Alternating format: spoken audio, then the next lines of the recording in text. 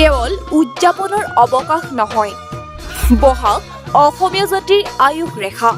অসম বা অসমীয়া বুলি ক'লে প্ৰথম উচ্চাৰণ হোৱা শব্দকেইটাৰ বোধ কৰোঁ প্ৰথমটোৱেই হ'ব বিহু।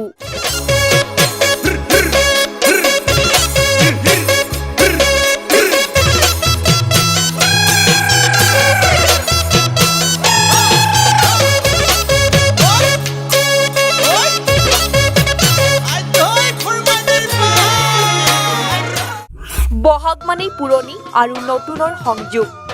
পুৰণিক আঁতৰাই নতুনক আদৰাৰ দস্তৰটো বহাগৰ ঘাই চেতনালব্ধ বিধি। বহাগ মাথো এটি ঋতু নহয়, বহাগ এটি মাহ। অসমীয়া জাতিৰ ই আয়ুস ৰেখা, গণজীৱনৰ ই সাহ।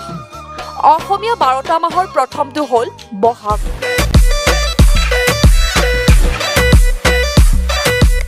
যি আঁতৰাই ফাগুন চ'তৰ উষ্কতা, বৰষুণে মাটি জীয়াই আদৰি আনে কোমল সেউজীয়া পাত।